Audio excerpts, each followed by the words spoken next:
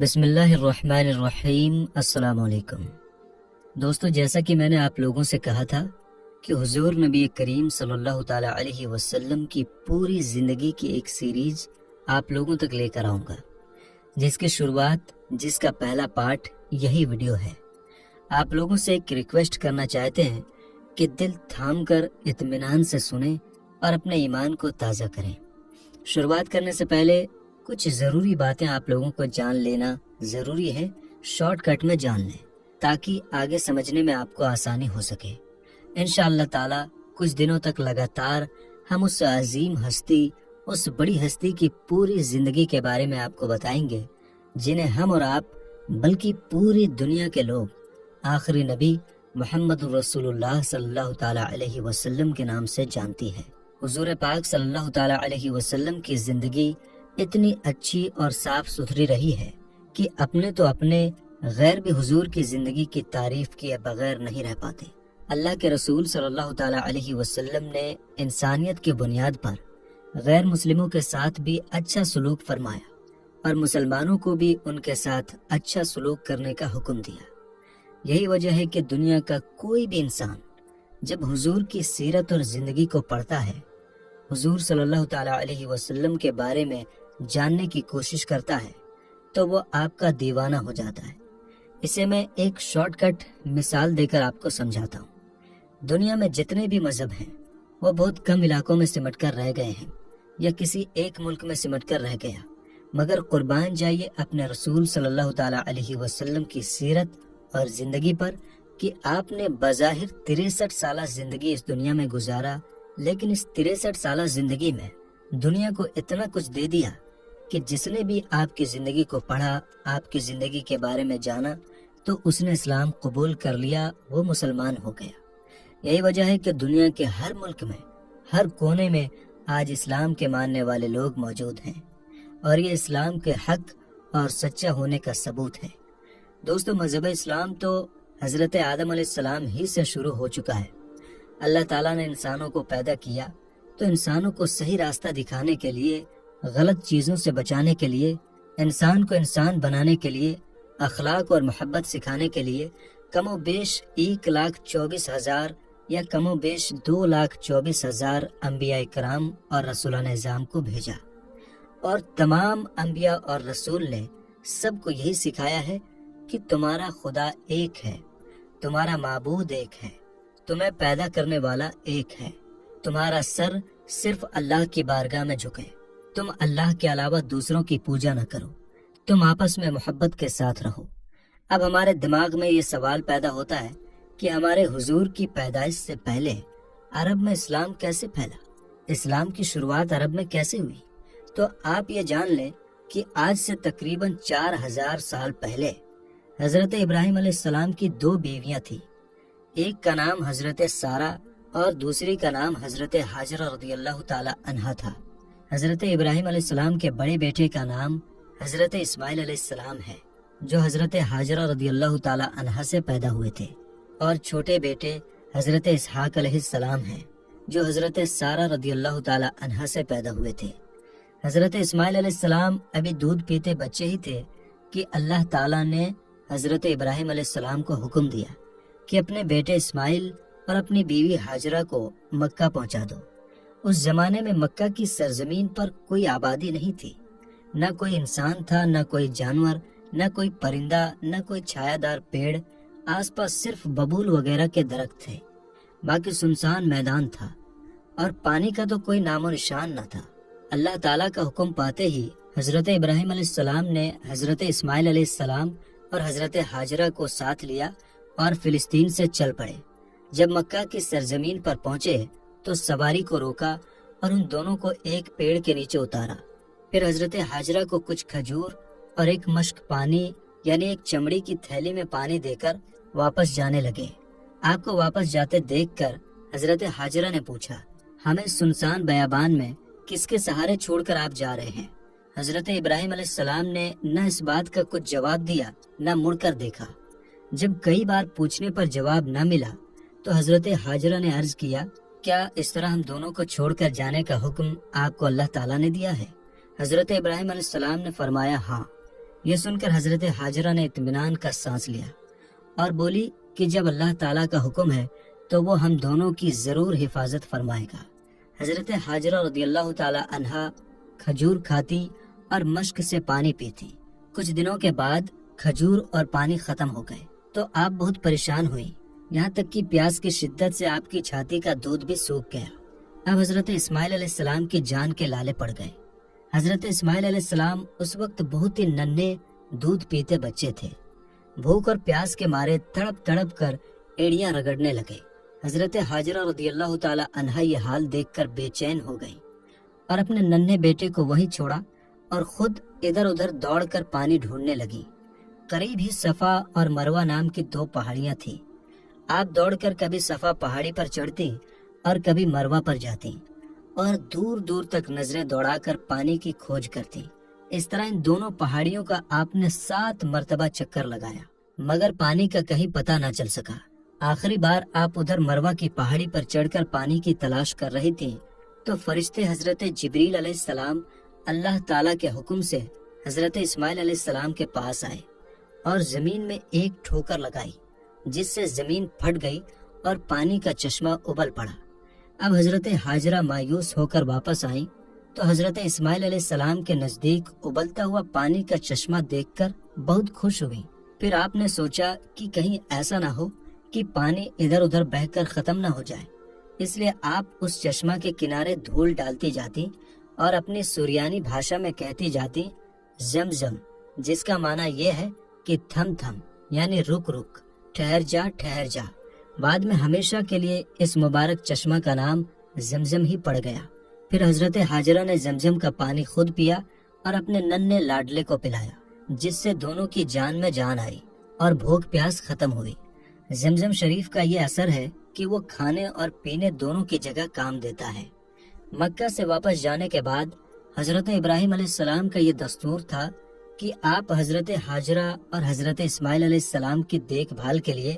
ہر مہینہ مکہ میں آیا کرتے تھے۔ صبح کو آیا کرتے تھے اور مکہ میں آ کر ان دونوں سے ملاقات کرتے اور حال چال پوچھتے، پھر اسی دن دوپہر کے وقت واپس لوٹ جاتے۔ زمزم کا چشمہ ظاہر ہونے کے بعد بنی جرہم کا ایک خاندان پانی ڈھونڈتے ڈھونڈتے وہاں آ پہنچا اور جب دیکھا کہ یہاں پانی ہے تو ان لوگوں نے حضرت حاجرہ رضی اللہ تعالی عنہا سے وہیں آباد ہونے، وہیں بس جانے کی اجازت مانگی۔ آپ نے اجازت دے دی تو وہ لوگ بھی وہیں آباد ہو گئے۔ اب مکہ کی وہ زمین سنسان نہ رہ گئی بلکہ خاندان جرہم کے بس جانے کی وجہ سے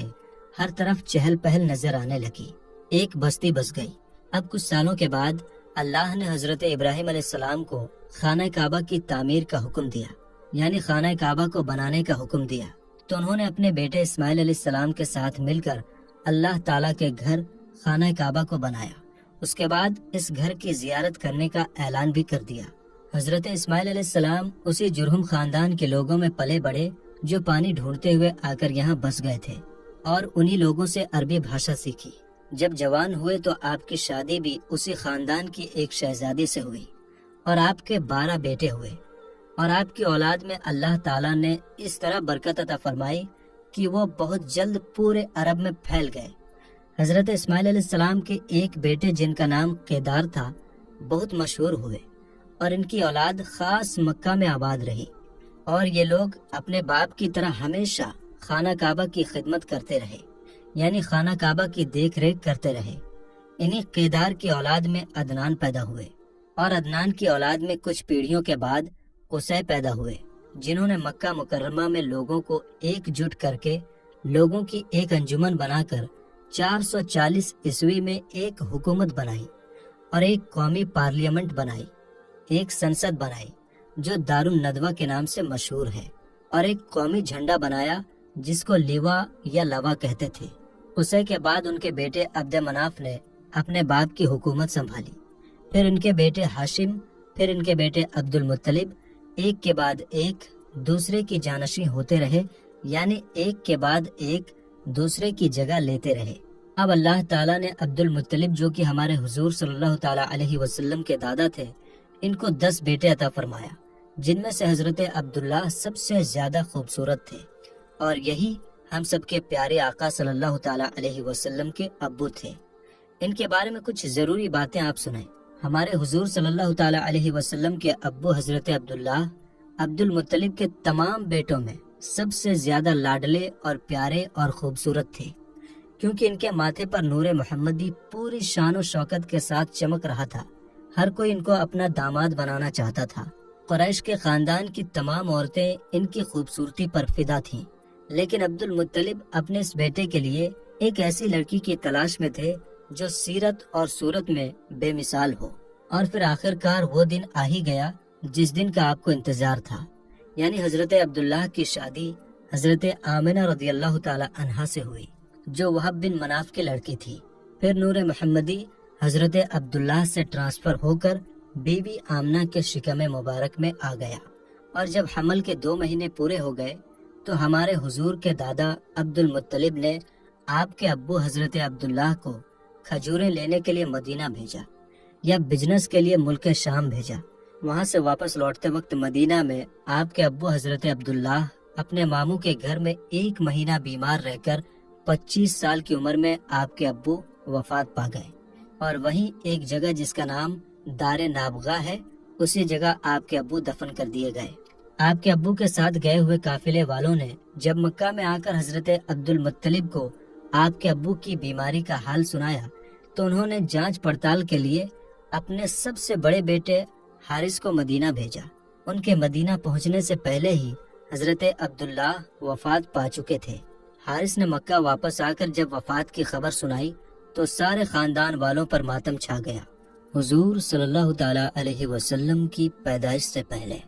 بہت سارے نبی اور رسول عرب کی سرزمین پر تشریف لائے اور اللہ کا پیغام، اللہ کا میسج لوگوں تک پہنچایا کہ اے لوگو، تم سب صرف ایک خدا کی عبادت کرو، تم اپنے سر کو صرف خدا کی بارگاہ میں جھکاؤ، اپنے ہاتھوں سے بنائے ہوئے مورتیوں کے سامنے اپنے سر کو مت جھکاؤ، تم بہت عزت والے ہو، تمہاری یہ شان نہیں کہ تم پتھروں کے سامنے اپنے سر کو جھکاؤ، تم سب سے بہترین مخلوق ہو، اللہ تعالیٰ نے جتنی چیزوں کو پیدا کیا ہے ان میں تم سب سے بہتر ہو، تو پھر وہ چیزیں عبادت کے لائق کیسے ہو سکتی ہیں جو مرتبے میں تم سے نیچے ہے؟ سر تو اس کی بارگاہ میں جھکے گا جو مرتبے میں ہم سب سے اونچا ہو، اور اگر ہم نے اپنا سر اس کے آگے جھکا دیا جو مرتبے میں ہم سے نیچے ہے تو ہم نے اپنے آپ کو ذلیل کر دیا، رسوا کر دیا۔ یہ ہر نبی نے سب لوگوں کو بتایا، لیکن بہت جلد لوگ ان نبیوں اور رسولوں کے پیغام کو بھول گئے، اور 6 صدی عیسوی کے آخر میں دنیا کے حالات اس طرح بگڑ گئے، لوگ اپنے خدا سے اس طرح دور ہو گئے، لوگ نبیوں اور رسولوں کی سکھائی ہوئی باتوں سے اتنے دور ہو گئے کہ دنیا کے کسی حصے میں کوئی ایسی قوم نہیں تھی جو اللہ تعالیٰ کا نام لیوا ہو، اور اگر کسی قوم میں کوئی آدمی ایسا ہوتا جو اللہ تعالیٰ کا نام لیوا ہوتا تو ان پر جہالت کے اتنے بڑے بڑے پردے پڑے ہوئے تھے کہ ان کی جو اصلی صورت تھی وہ نظر نہیں آتی تھی۔ حضرت عیسیٰ علیہ السلام سے لے کر ہمارے نبی صلی اللہ تعالیٰ علیہ وسلم تک 571 سال کا ایک لمبا زمانہ ہے، اور یہ دنیا کا سب سے اندھیرا زمانہ کہلاتا ہے۔ یہ وہ زمانہ ہے جس میں پوری دنیا میں جہالت، گمراہی، ظلم، زیادتی اس طرح پھیلی ہوئی تھی کہ اس زمانے کو دنیا کے اتہاس میں زمانہ جاہلیت سے یاد کیا جاتا ہے۔ لوگ اپنے خدا کو بھول بیٹھے تھے، ایک خدا کے علاوہ اپنے لیے سینکڑوں خدا بنا بیٹھے تھے، ہر طرف شرک اور مورتیوں کی پوجا عام تھی، ہر عجیب و غریب اور طاقتور چیز کو لوگ اپنا خدا سمجھتے تھے، ہاتھوں سے مورتیاں بناتے اور ان کی عبادت میں لگ جاتے۔ اخلاق اور محبت کا جنازہ نکل چکا تھا، عدل اور انصاف کی آواز اٹھانے والا کوئی نظر نہیں آتا تھا، بیواؤں اور یتیموں کا کوئی مقام اور سہارا نہ تھا، بیٹیوں کو زندہ دفن کر دیا جاتا تھا، اور پوری دنیا ایک ایسی ہستی کا انتظار کر رہی تھی جو ایک قانون لے کر آئے اور بھٹکے ہوئے انسانوں کو صحیح راستہ دکھائے۔ ایسے حالات میں اللہ تعالیٰ نے حضور نبی رحمت صلی اللہ تعالیٰ علیہ وسلم کو پوری دنیا کے لیے اور قیامت تک آنے والے تمام انسانوں، جنوں، فرشتوں، حیوانوں سب کے لیے نبی، رسول اور رحمت للعالمین بنا کر اس کائنات کے اندر اس دھرتی کے اوپر بھیجا۔ جس طرح سورج نکلنے سے پہلے ستارے چھپ جاتے ہیں، صبح کی سفیدی ظاہر ہو جاتی ہے، سورج کی لالی सूरज के निकलने का इशारा देने लगती है, इसी तरह जब हुजूर सल्लल्लाहु ताला अलैहि वसल्लम की पैदाइश का ज़माना करीब आ गया तो पूरी कायनात में, पूरे यूनिवर्स में बहुत से ऐसे अजीब अजीब वाक़यात ज़ाहिर हुए जो दुनियावी सिस्टम से हटकर थे। ज़ाहिर होने वाले वो वाक़यात पूरी कायनात को, पूरे यूनिवर्स को झिंझोड़ कर ये खुशखबरी देने लगे कि अब हुजूर सल्लल्लाहु ताला अलैहि वसल्लम की पैदाइश होने वाली है। चुनांचे अबराहा के लश्कर की बर्बादी और अचानक रहमतों की बारिश से सरजमीन अरब का हरा भरा हो जाना और बरसों का सूखा खत्म होकर पूरे मुल्क में खुशहाली आ जाना, बुतों का यानी पत्थर की मूर्तियों का मुंह के बल गिर पड़ना, मुल्क फारस के पुजारियों की 1000 साल से जलाई हुई आग का एक लम्हे में बुझ जाना, शाम और कूफा के बीच समावा की सूखी नदी का अचानक पानी से भर जाना, हुजूर सल्लल्लाहु ताला अलैहि वसल्लम की अम्मी के बदन से एक ऐसे नूर का निकलना जिससे बसरा के महल रोशन हो गए, ये सब वाक़यात हुजूर सल्लल्लाहु ताला अलैहि वसल्लम की पैदाइश से पहले ही जाहिर होकर पूरी कायनात को, पूरे यूनिवर्स को ये खुशखबरी देने लगे कि मुबारक हो, वो शह पर्दे से बाहर आने वाला है, गदाई को जमाना जिसके दर पर आने वाला है। मुहद्दिस अबू नुआइम ने अपनी किताब दलाइलुन नबुव्वा में हजरत अब्दुल्लाह बिन अब्बास रदियल्लाहु ताला अन्हुमा की रिवायत से ये हदीस बयान की है कि जिस रात हुजूर सल्लल्लाहु ताला अलैहि वसल्लम की नबुव्वत का नूर हजरत अब्दुल्लाह रदियल्लाहु ताला अन्हु से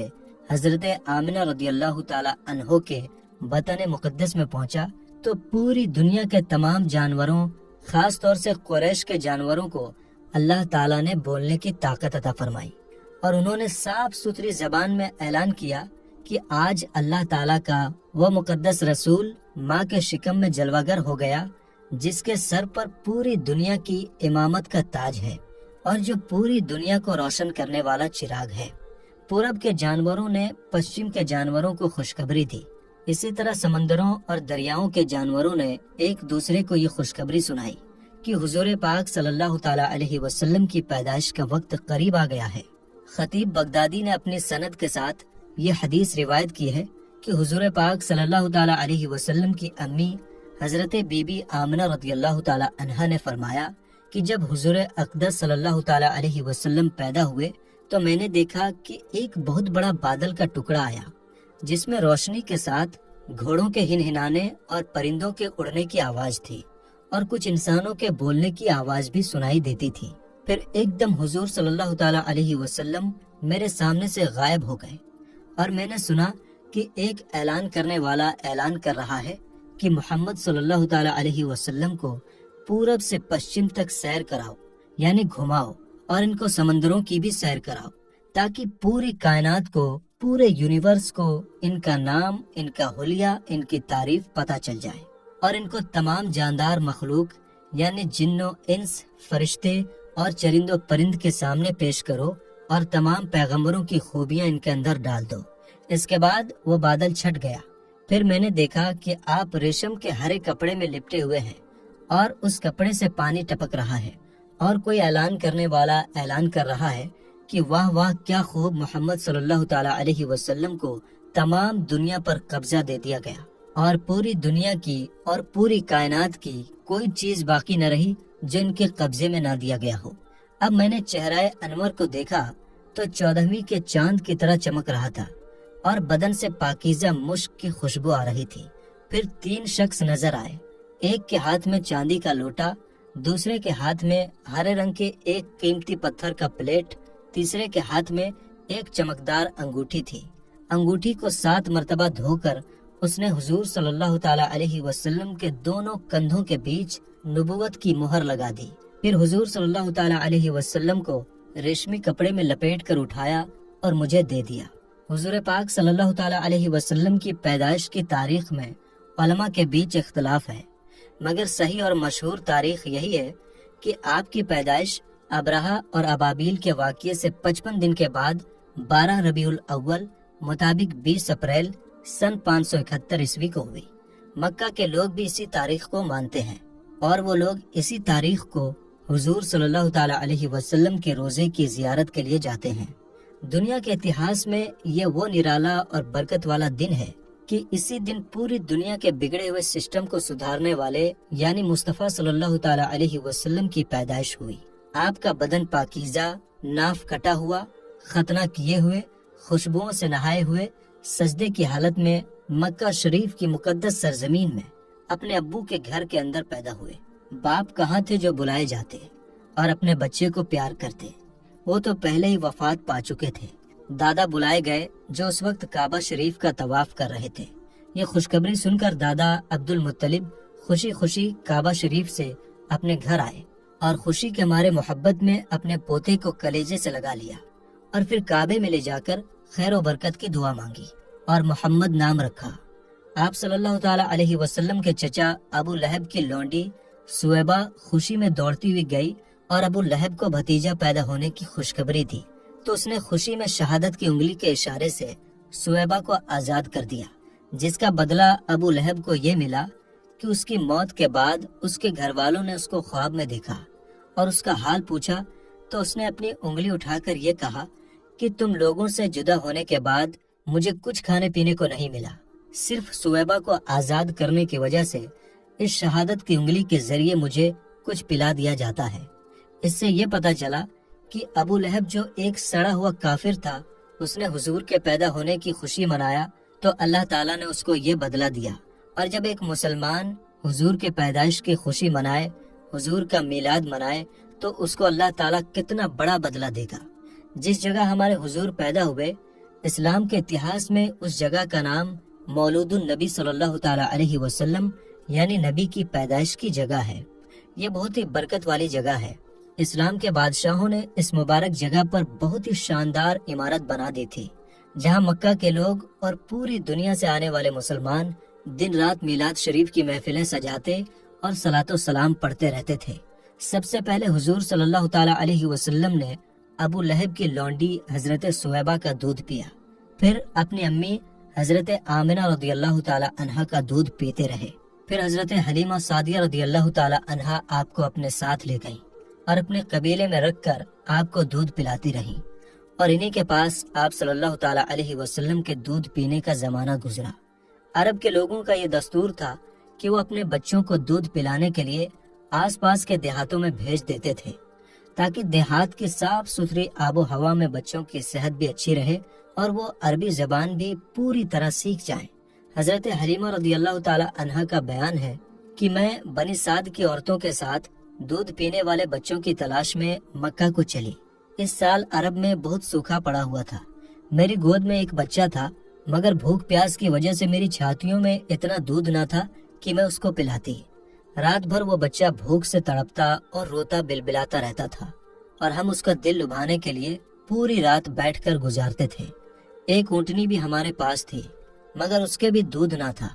مکہ مکرمہ کے سفر میں جس کھچر پر میں سوار تھی، وہ بھی اس طرح کمزور تھا کہ قافلے والوں کے ساتھ چل نہیں پاتا تھا۔ میرے ساتھ چلنے والے لوگ بھی اس سے تنگ آ چکے تھے۔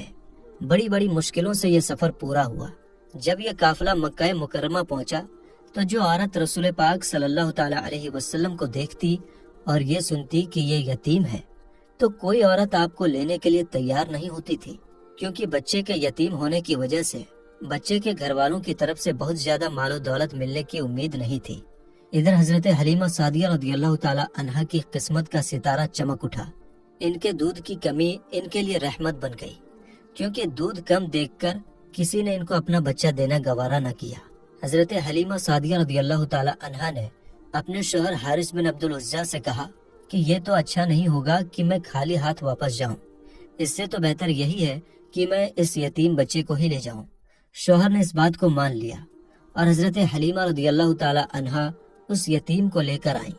جس سے صرف حضرت حلیمہ رضی اللہ تعالی عنہا اور حضرت آمنہ رضی اللہ تعالی عنہا ہی کے گھر میں نہیں بلکہ پوری کائنات، پورے یونیورس کے اندر اجالا ہونے والا تھا۔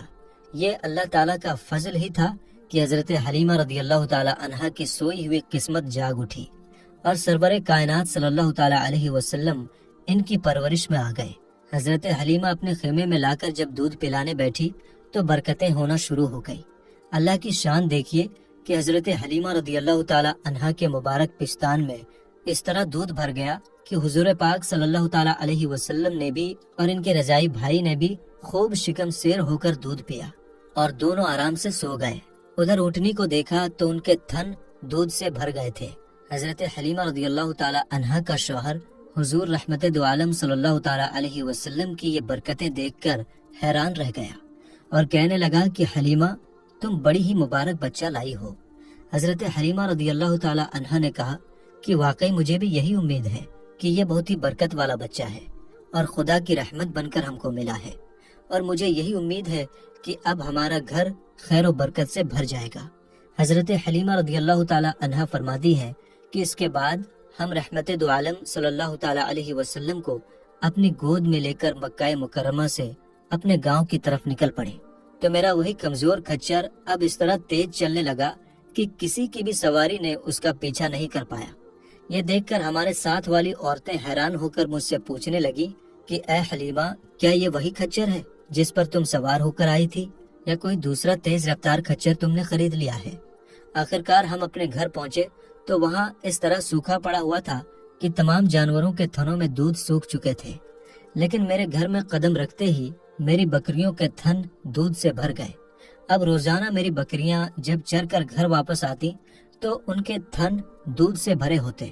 حالانکہ پوری بستی میں اور کسی کو اپنے جانوروں کا ایک قطرہ دودھ نہیں ملتا تھا۔ میرے قبیلے والوں نے اپنے چرواہوں سے کہا کہ تم لوگ بھی اپنے جانوروں کو اسی جگہ چراؤ جہاں حلیمہ رضی اللہ تعالی عنہا کے جانور چرتے ہیں۔ چنانچہ سب لوگ اسی جگہ اپنے جانوروں کو چرانے لگے جہاں میری بکریاں چرتی تھیں، مگر یہاں چرنے والی جگہ اور جنگل کی کوئی بات نہیں تھی، بلکہ یہ تو رحمت دو عالم صلی اللہ تعالی علیہ وسلم کے آنے کی برکت تھی، جس کو میں اور میرے شوہر کے سوا میری قوم کا کوئی شخص نہیں سمجھ سکتا تھا۔ آخرکار اسی طرح ہر دم ہر قدم پر ہم لگاتار آپ صلی اللہ تعالی علیہ وسلم کی برکتوں کو دیکھ رہے تھے، یہاں تک کہ 2 سال پورے ہو گئے اور میں نے آپ کا دودھ چھڑا دیا۔ آپ صلی اللہ تعالی علیہ وسلم کی تندرستی اور فٹنس کا حال دوسرے بچوں سے اتنا اچھا تھا کہ 2 سال میں آپ صلی اللہ تعالی علیہ وسلم خوب اچھے بڑے معلوم ہونے لگے۔ اب ہم دستور کے مطابق رحمت دو عالم صلی اللہ تعالی علیہ وسلم کو ان کی امی کے پاس لائے اور انہوں نے اپنی حیثیت کے حساب سے ہمیں تحفے دیے۔ تو میرے دوستو، یہ آج کا ہمارا پہلا پارٹ تھا۔ امید کرتے ہیں کہ آپ کا ایمان تازہ ہو گیا ہوگا۔ دوستو، اگر ویڈیو آپ کو ایک بار میں سمجھ میں نہیں آئی تو میں آپ سے ریکویسٹ کرتا ہوں کہ اس ویڈیو کو ایک بار سے زیادہ دیکھ لیں تاکہ آپ کو ویڈیو اچھی طرح سے سمجھ میں آ جائے۔ یہاں کے بعد ویڈیو پوری آسان رہنے والی ہے، کسی کو بھی سمجھ میں آ جائے گی۔ تو مجھے اجازت دیجیے، میں آپ کے سامنے دوسرا پارٹ بہت جلد انشاءاللہ لے کر آؤں گا۔ تب تک کے لیے آپ اپنا اور اپنوں کا بہت زیادہ خیال رکھیے۔ السلام علیکم، اللہ حافظ۔